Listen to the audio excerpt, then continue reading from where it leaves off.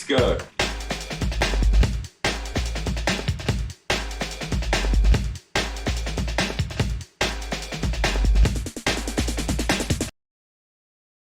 Morning, Charlie. We're back on Morning, Grant. Once We Were Warriors again. It's been a while, but it's good to have you back on the show. Thanks, Grant. It's been over a year, I think. Am I correct? Well, I think we actually started off this and we did a really interesting chat. We were, what was it, sort of October last year, so not quite a year, but getting there. And, yeah. And from there, our lives just took off basically, and it's quite a fun exercise. I was watching the last sort of a chat we did, and I ended it on that exact sort of thing, that amazing slogan that you use, or saying that you use, that raging storm of change. And then I thought about, where the hell have we got to since we did our last sort of chat, and we were going to do this podcast episode and going, and I started looking at the changes that we've made. I mean, I've moved countries, situated in the UK now. The Russian war's going on, which is crazy. There's been so much change. I mean, Eskom, well, actually, Eskom's pretty constant, isn't it? That counts forever. But I think if we look at this change, the world is definitely changing, as we said, and I love that, the raging storm of change. Like, how do you think that people are dealing with this raging storm of change? So, Grant, from an observer's perspective, and purely in the line of work that I do, which is assist people with mental and emotional health through coaching, through my coaching programs, I've we can say unfortunately, or we can say fortunately, but people are now realizing the importance of mental and emotional stability, because the world is not getting more stable, right? The word disruption has almost kind of become the new normal. And that's where that phrase, in this raging storm of change, we need to let go of trying to predict what's coming, right? And start to create. Start to create that future, and it all starts within ourselves, right? Like you said, I mean, this war's going on. Prices, I don't know what the UK is like, but in South Africa, the inflation has been extraordinary, right? Food prices, fuel prices, it's been ridiculous, and people are panicking, and I see that because I'm busier than ever in the line of work that I do. So people need guidance. It seems like people need that anchor within themselves, because I think we're only seeing the beginning of this raging storm of change. People think the world has been a rough ride for the past 2-3 years since COVID, and now with everything that's going on, I think we're just getting started. 100%, and I have to agree with you. And I wanted to ask, when you were saying that, sort of the thing that jumped out to me. I mean, we're in corporate society now. We're dealing with corporates. We're no longer we're still training in the gym, but we're no longer fighting every weekend and that. But how do you see with your clients in that? How do you see businesses taking care of their employees? So the issues I see immediately. We've been locked down for 2.5 years. Business has been really tough. A lot of people have lost everything. Yes. Now it seems to be opening up, especially in the UK. I can feel it's opening up. It's out there. Business is starting to take care. How do you see businesses taking care of their people? Do you see a change in that attitude? Massively, Grant. I see now, more importantly, business owners, CEOs, who are very aware of the well-being of their employees, and I see a shift, from leaders being profit-driven to being purpose-driven, which is amazing, because being profit-driven is not sustainable, Like if you are constantly, focusing on that and not on the well-being of the organism, because a company or an entity or a business is an organism. And if you are constantly driving profit and there's no purpose and there's no sustainability, it's going to burn out. Like a human being who's just overtraining, they're not sleeping, they're not eating properly. Businesses are the same. And I do definitely see a shift in that, in leaders realizing that. And I think those who are purely profit driven won't last. It's that simple. I have to agree. And I do love, over the last sort of 2 years, that word purpose has really sort of resonated with me and been out in the open. There's a lot everywhere you go. Everyone talks about purpose and everyone. And like, I know, obviously, I've been through your program, which was fantastic. And I know it drives a lot through on those sort of keys. But what are the key elements you would give, or sort of nuggets you would give someone that's maybe not battling to find their purpose, but maybe not understanding what their purpose should be? Because it's quite difficult to match your purpose when you get to work, it's your job. How do you find that purpose? Yeah, Grant, so I think on a personal level, we all have a purpose, and it's not necessarily about, having a predetermined purpose, right? It's about choice, it's about looking at what is meaningful to you, right? Within your immediate scope. Like I said, if you're in a corporate environment, right, and you don't have the luxury or the curse of being an entrepreneur, right? It's up to you to assign a meaning to what you do, because here's the thing: as human beings and in this reality construct, nothing really has a built-in meaning besides the meaning that we assign to it, right? Because that's how free we are. And I see people who seem to be not living meaningful lives purely by the fact that they're not giving their lives a purposeful meaning, right? It's up to the individual to choose what meaning they give to what they are currently busy with. It's not anyone else's responsibility. And that's what it comes down to. That's the first key in changing, right? Whenever someone feels that they are not fulfilled, not having a purpose, it is their responsibility to make that decision, to choose what is the purpose that they give to their lives. Because first of all, we're free, but also we are responsible for that freedom, because with freedom comes responsibility. And without taking responsibility for where you are not then responsible for the change. So you'll always remain a victim.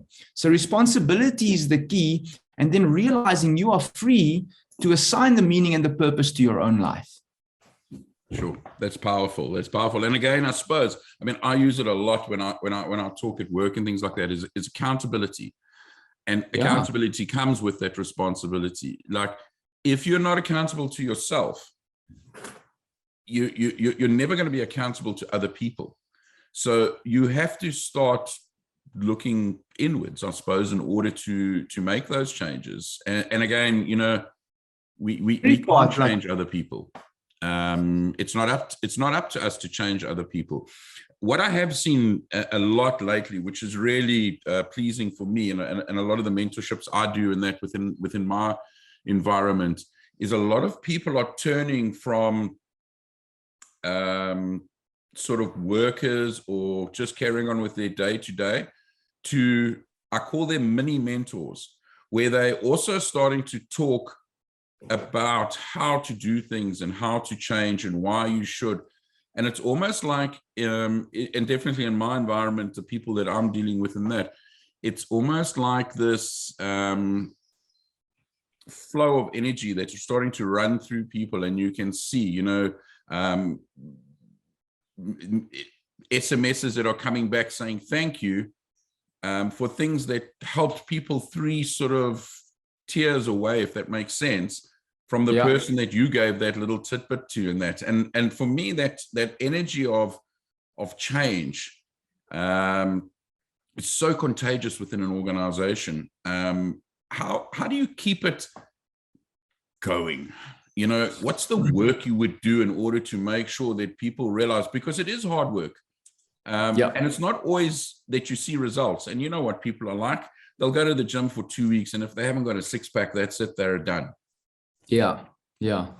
So Grant, like what you said there, and it's beautiful, like it's almost like a butterfly effect. Like you say, you share one piece of advice or wisdom, or you just share your story that touches someone, and that someone touches someone else. And I think on a collective scale, you know, it's not always easy to see, maybe when you're working outside of the corporate environment, but within the company, like you said, you help someone and they help someone within the business and they help someone else. And you can actually see those ripples. And I think what keeps it sustainable, right? Because that's the question you asked, how you keep it going. So how do you keep it sustainable is you need to put systems in place, right? Systems where you allow the individual who chooses to play such a role, right, to be a mentor, to make it worth their while, create a reward system. You know, there's gamification in the workplace, but like I said, it comes down to responsibility. If you choose to, you know, to be a mentor, right, you have to create something that's sustainable for you. And that's what it comes back to, is purpose, right? When you feel that you have a purpose, right, that is what drives us. When you do it from a place of like, I'm going to do this so that I can get something, that's not sustainable, because then you're placing conditions on what you're doing, right? And the moment you place a condition, you are not in a free-flowing state. You're not in that flow state, right? So removing the conditions, you know, making it a purpose and making it sustainable for yourself. It comes down back again to that responsibility, you know, to just make it sustainable. Because if you're doing it to gain benefit from yourself or for yourself, then it's not going to be sustainable, because there are going to be days when you're going to be sharing and you're not going to get that positive feedback every day or all the time, right? And if you then base your purpose on that external validation, then it's not going to be sustainable. Agreed. And I think if you go back to, you know, your needs as a human being, why you're doing it, I suppose it goes back all the way around to purpose. Why, how, you know, how are we being influenced? What is the need we're fulfilling at that sort of stage? So, you know, a lot of corporate people that I chat to and things like that, you know, mindfulness, it's never been a thing. When I say it's never been a thing, obviously it's a massive industry and it's always been around, but it's definitely exploding. Mental health. I mean, I was watching on Sky News the other day. The numbers are atrocious. The amount of people that are suffering from mental health, and I think people are just more open to speak about it now. Yes, which is a huge thing, because obviously, with the first thing of change is that you've got to admit that there's a problem. Yeah, awareness. You know, and that's been around for every awareness. To your point, that's been around forever. I'm interested to find out, like, in corporate business, you know, are they setting up programs in order to deal with this, or do you think they're sort of shunning it and hoping that people sort of reach out outside of the office? Or have you seen a general sort of department? You know, are we going to get like a mental health? So you have your accounts department, and then you have a mental health leader. No, definitely. Like, I mean, I 100% have noticed, and I do believe that any business that chooses to survive, right, will know that that they will do it without a wellness or some sort of program intact to look after their staff. Because nowadays, since COVID, you know, so many people have been working remotely, and they've realized that I actually don't need to go into an office anymore. And if they're not going to be looked after by their companies, and I'm talking about banks like FNB, Standard Bank, Deloitte, PwC, these people are putting like proper wellness programs in place. They're bringing people like me in to do talks and to do actual workshops and events to give the staff, management, and basically on all levels of the business tools to manage their mental wealth and their emotional state. Because if they're not in an optimal state, once again, it's like a cell within the organism is going to fail. 100%. So I definitely see the change. I definitely see more and more businesses, not just massive businesses, smaller businesses, bringing in these wellness programs to really get the organism functioning as an optimal entity. Definitely. And what I find quite interesting is a wellness coach, Charlie, and you'll correct me if you correct me here as we go, but there's a business coach that's been around forever. There's a personal training coach that's been around forever. There's now a wellness coach that in my mind has sort of exploded onto the market for the right reason. How am I seeing that? Am I seeing it correct? Is a business coach different to a wellness coach? Should it be different, or should they sort of touch each other? And if that makes sense. Well, Grant, in my case, I started off firstly as a mental wellness coach, right? Just like working with the psyche, working with the subconscious mind. But then I realized that a lot of these people, need more, right? So I started expanding my own knowledge base and learning about the different intricacies of business and how it all ties in together. Because if you create a business, that business is an extension of you, right? No matter how big it is, like from the biggest corporate businesses, those businesses all started with an intention to serve people in some way, right? And I see a greater need for people in the wellness game who have a very good understanding of business and the corporate space. Because if you understand the psyche, but if you don't understand the dynamics in a business, there's going to be a gap. Yeah. So I see a massive, massive need for people who have a deep understanding of wellness, but as well as business, to bring a more holistic approach and a holistic solution into the space. Yeah. Definitely, I agree with you. And as you were saying there, like companies always started off with a purpose, whether they admitted it or not. It might not be a soft people person, and I use inverted commas with soft because it doesn't necessarily mean just because it's people and caring, it has to be soft. But they did start off with a business. You opened a business or you started a business for a purpose. Yeah. Do you think if you look at a lot of these organizations, do you think a lot of these organizations have forgot their purpose?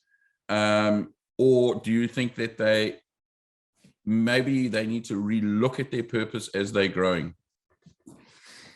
Yeah. So, like I personally can't say if, for a fact that certain of these people lost their purpose. But what I can say is that if that's the case, then sustainability will come into the equation again.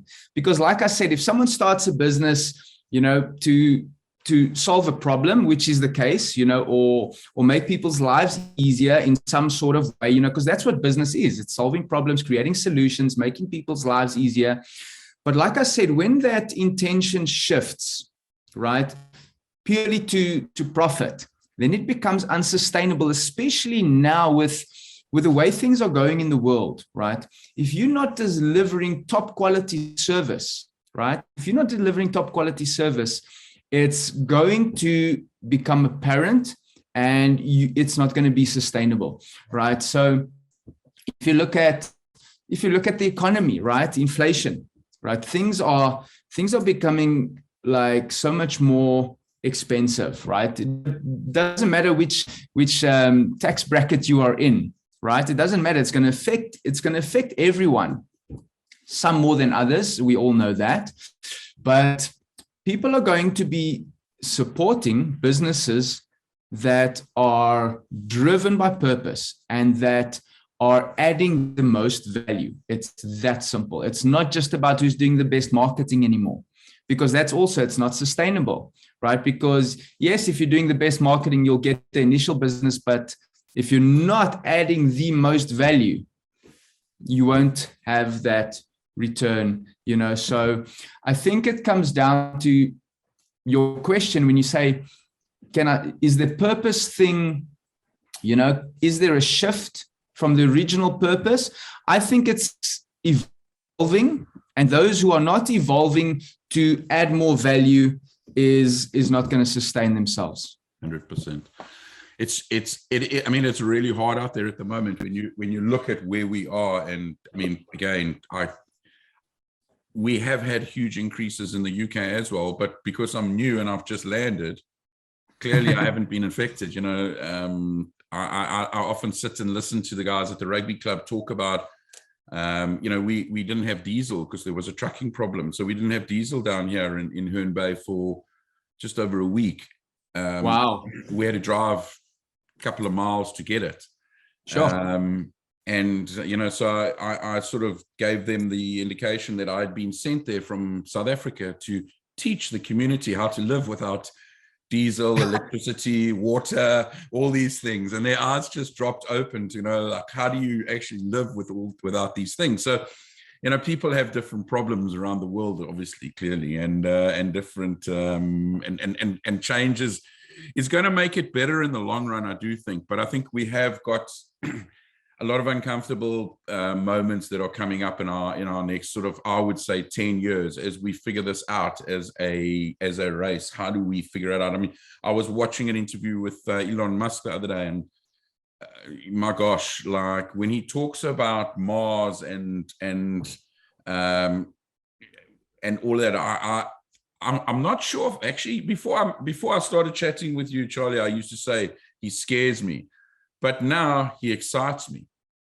Yeah. And one of the things that he always says, and he drills it a lot, is that we should be excited about our future.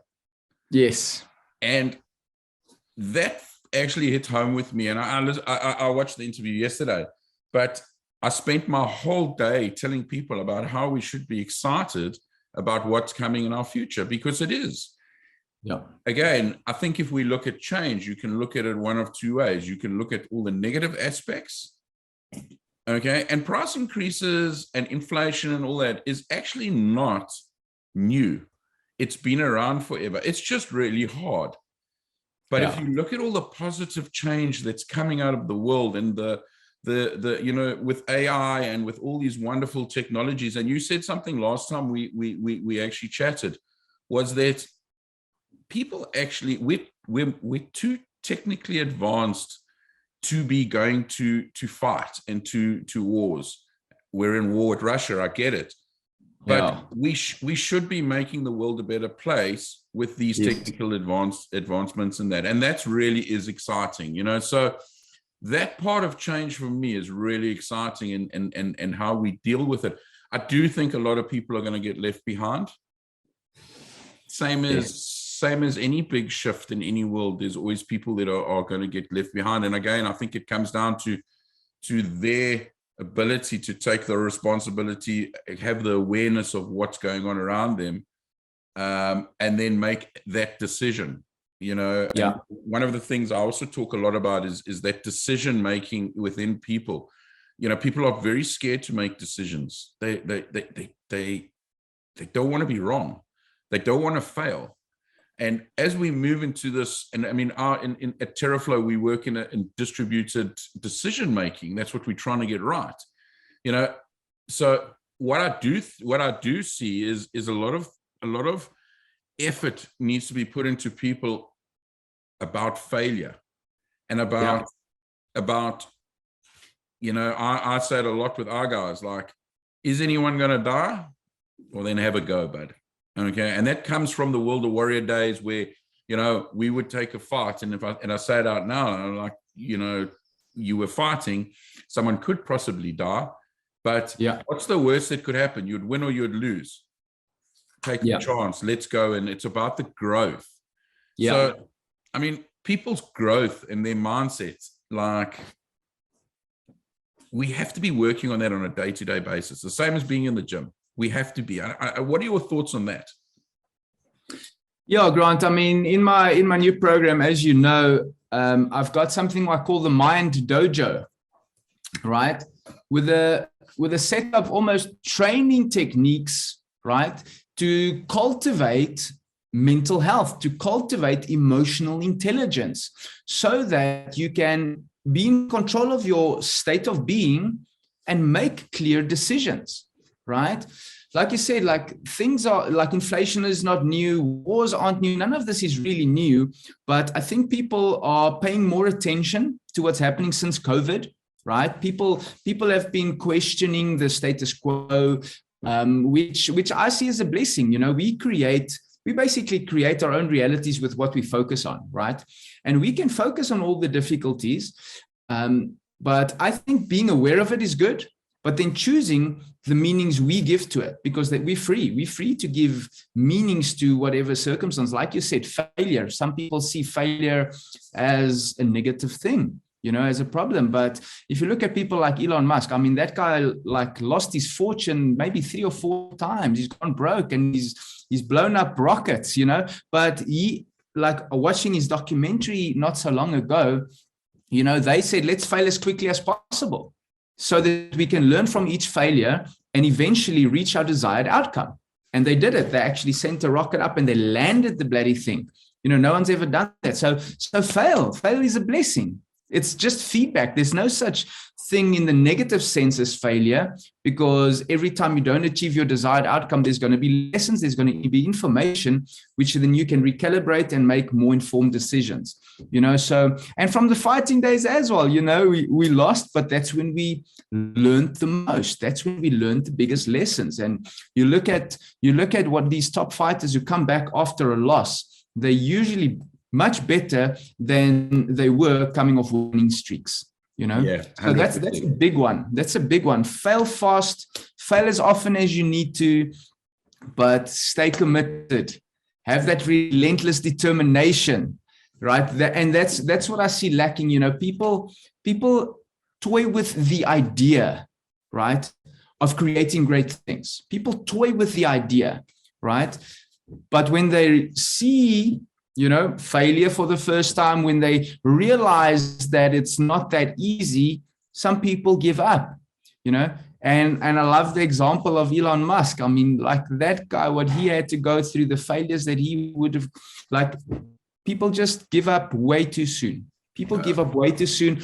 And that's why he will, you know, send a rocket to Mars, because he just refuses to give up. You know, and that is one of the most important character traits of any great human being, is that relentless determination to succeed, from fighters to entrepreneurs. Yeah, that is a key character trait. Yeah, I love that word, because it's actually, and it says it all. It's relentless. It's never going to stop. And when we look, and just going back to the fighters and how they used to train, and I remember a lot of the guys, you train so hard building up to that fight, you'd have I mean, when you lost, it was disappointing. I get it. Like, it was heartbreaking for a lot of things, but the guys would be back a lot of the time.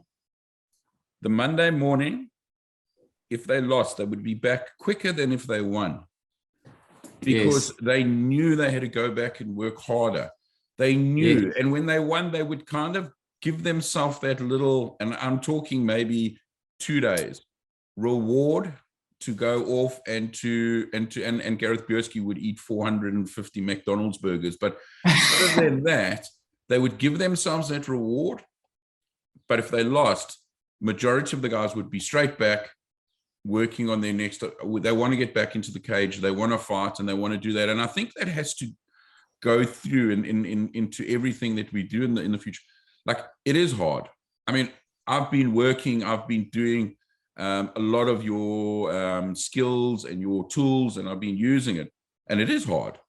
It's not something that, you know, you just sit in your armchair in front of your fireplace and go, my mindset is I'm going to be great.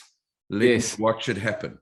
It doesn't work like that. And I think a lot of people, you know, they'll buy a self-help book or download a self-help sort of Audible, or watch a video about some guy telling you, get in the gym at 3:30 and train like a beast. and they set their alarm for 3:30, and that snooze button is easier. We've been softened as we go, and that relentlessness, you actually have to work at being relentless. You're not just relentless. No, it's a muscle. It's like a muscle. That's why I call it the mind dojo. Your mind is like a muscle. It's something that your brain works on neural pathways. And in the beginning, when you don't have a neural pathway that's going to allow you to wake up early, that's going to allow you to do your journaling, that's going to allow you to, to actually focus for a while, it's going to be difficult. But how we get the initial thing going is to have that vision, is to have that purpose, right? And get buy-in from yourself. Right. And that is why, reading a self-help book or, watching a YouTube video and consuming all the free content on YouTube that you can, it's not going to get you there because there's no buy-in. Right. But when you invest a half a month's salary into something or whatever the case may be, now all of a sudden you've got buy-in. Right. Now you've got skin in the game and you're going to show up. Right. If you pay your gym fees, for 10 years up front, you're going to show up, you're going to show up for the first day. And when you feel the pump and you start to see a little benefit, even though it wasn't easy, that's kind of the momentum that you give. But having that vision, having that thing that's going to drive you to show up consistently, having skin in the game, that's what kind of gets the wheel rolling. And giving yourself feedback. Yeah, it's not only, and I'm putting it out there because there were times in my life where I had zero finances to put into the game. So it's not only financial commitment. No, that does hurt, and that does actually make sure that you sit in your chair and you follow through. But it's time and effort as well. So whatever, if anyone's battling financially but still needs it, it's the work that you do on yourself that starts off the process. It's the commitment to yourself. And if you work it like this, work out what you're worth an hour, and if you give an hour of your time, that's your investment you've made in order to improve. Until you can afford to pay and to go, and it does work, financially does work, because obviously you get the better quality, you get more buy-in, and you get more individual treatment and things like that. Treatment is the wrong word, but anyway, you get that attention, that individual attention, which definitely helps. But if you follow the process, like I know for a fact, in the last 2 weeks, I can tell you 5 people that have come back and say, just writing my intents down, it changed my life. Yes. And that you don't need to pay for. That's a free. Write your intents down for the day. What is your intent for the week? What is your intent for the month? And then start living your life followed by your intents. Those are things that we can change without even spending a cent. Yes, no, 100%, Grant. Like there's an emotional cost to things, right? And if you simply, and I do that with a lot of people, I simply ask them a question. What is it going to cost you in the next 10 years? Take the finances out of the equation. What is it going to cost your health? And what is it going to cost you emotionally if you don't shift the pattern you are in now? Then suddenly they look 10 years in the future, and you create a scenario. I say, if you don't change this, right? If you just stay where you are in the same patterns, 10 years from now, what is that going to look like? And all of a sudden, like the light goes on and there's a shock. And they're like, okay, cool. What do I need to do? It's like, cool. There we go. They like, just do this. Just do this one thing or two things. Start writing things down, right? Cultivate focus by sitting for 15 minutes in the morning, right? And focus on something. But you have to cultivate it. You have to cultivate, like going to the gym, training a specific technique.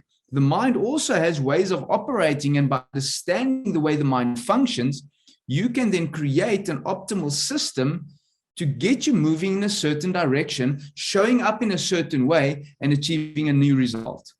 100%. And the big thing, like the massive, massive thing that you need to understand you have to have is discipline. And that, like for me, again, and I go back to the cage and I go back to the gyms and I watch and I watch. And I remember watching the guys and how they trained, and on the rugby field when I coached rugby, the guys that would cut the corners, or the guys that would, that discipline that you need to call upon. Yeah. You need to call upon a discipline at certain times in your life. And if you haven't fine-tuned that art of discipline, you have to start working on that first. And that's the funniest thing, is that discipline is everything for me at the moment, with regards to making sure that you can sort of move into your state of habits and all this, where it becomes second nature. Yes. Sometimes it's just actually showing up, sitting there and, putting your tackies on and getting out the car and closing the gate behind you and going, I may as well go for a run now, I'm here. That discipline of getting your shoes on to the road is all you have to work on. The rest will take care of itself. Yeah. Showing up is a big thing. And a lot of people, I've noticed quite a hard connotation to the word discipline, right? People are, when they hear the word discipline, they cringe and they're scared of it. And there are ways to trick your brain into being disciplined. And it comes from giving clear instructions to your subconscious mind, right? Before you go to sleep. You can tell yourself, because here's the thing, people are so out of rapport with their subconscious mind, because they don't know how it functions, that they just leave it, so setting intentions, giving instructions, right? Before you go to sleep, for instance, when your brain is in that we call it the hypnagogic state, where it's very receptive, and you say, I release all my unresolved thoughts and emotions, and I want to wake up in the morning feeling energized or focused. If you don't give your subconscious those instructions, nothing's going to happen. But if you give it those instructions, you'll notice waking up the next morning like, I'm feeling a bit excited. And the more you give those instructions consistency, then it creates a whole neural pattern. And the discipline becomes easier and easier, because you're just doing one simple thing at night before you go to bed. You're just giving yourself an instruction. And the subconscious mind always says yes. This is what people, That's one thing that amazed me with doing these things. Like, again, like, we went through the program, and I looked at all this work and I was like, it's a lot of work, Sure. There's no, and I suppose it's the same as I said before, I used to ask Rory to give me a pill for the fat loss rather than actually have to do all the training and get that done. So I think when you make that awareness that you have to change and that there's something you need, there's something that's not right, for example, you're not feeling the love, or you're not feeling the passion, or you're aware of what you need to, you're aware that you need to do it. The first thing in my mind would be, start working on one thing and then start building it up. Like you say, tomorrow morning I'm going to wake up and I'm going to be focused, or start giving that your mind those instructions. Yeah. Because what I do find and is that, and I've done it a lot of times, because even if I just look at my life and how many times I've failed trying to achieve things that are like really should be a walk in the park.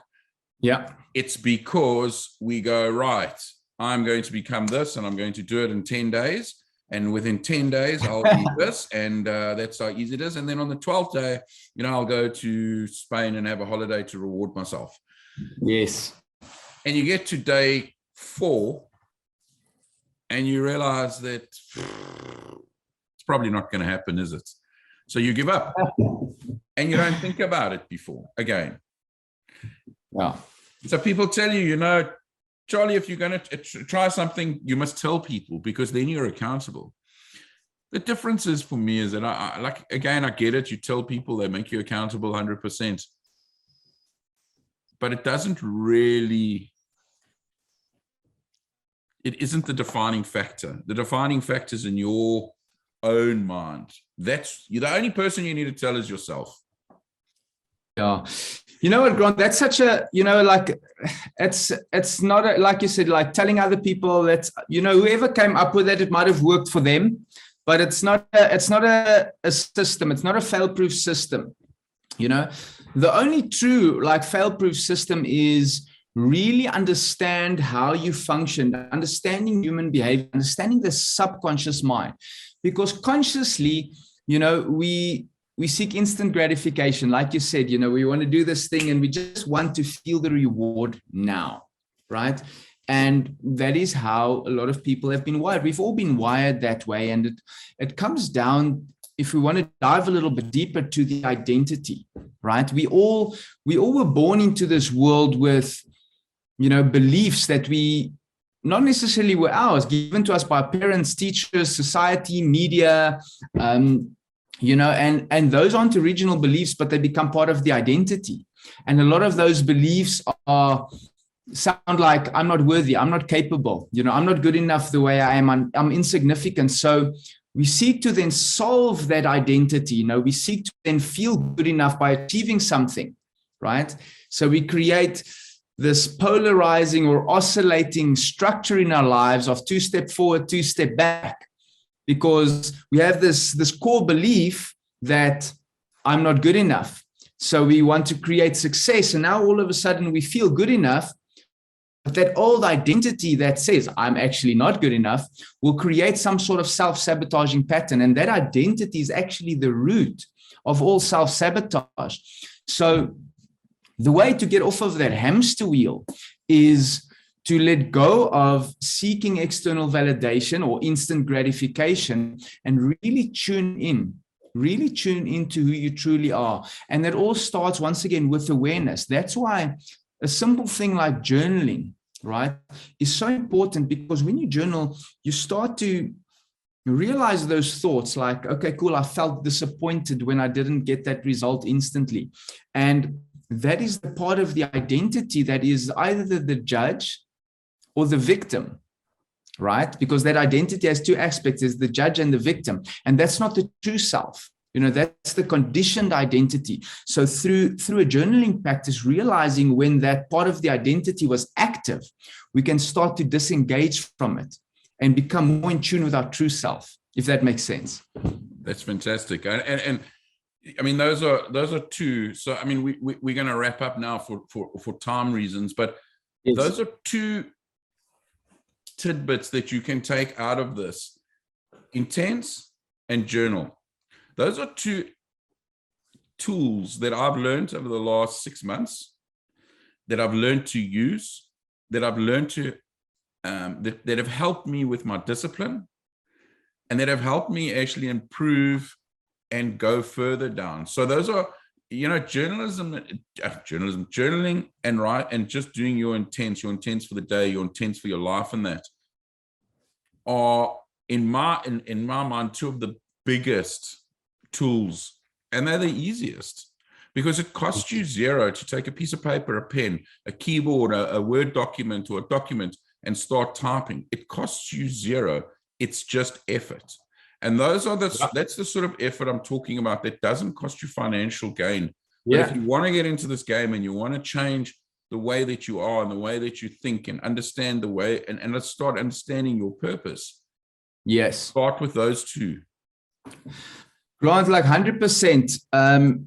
You don't need 1 cent to improve yourself and to evolve. I'm not saying people need to improve themselves, but if you are struggling with your mental or emotional state of being, right, there are no excuses, right? And this is where responsibility comes in.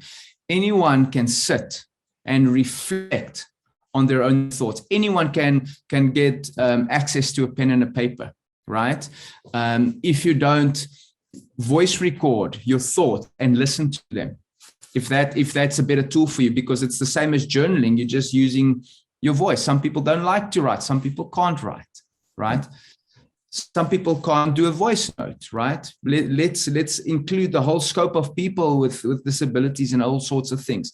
Everyone can sit, and you can call it prayer, you can call it meditation, you can call it contemplation, and look at where they are reacting, from a space of judgment or victimhood.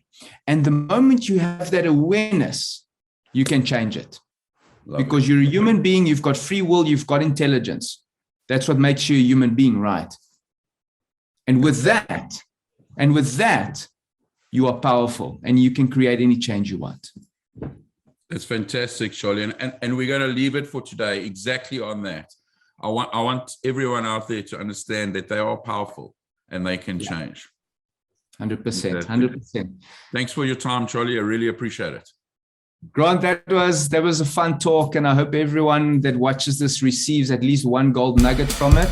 Thank you for creating the space. Thank you for inviting me on this chat. Once for warriors. Let's see where this goes. It's been fun. Thanks, Grant. Cheers, Charlie. Have a good one. Ciao.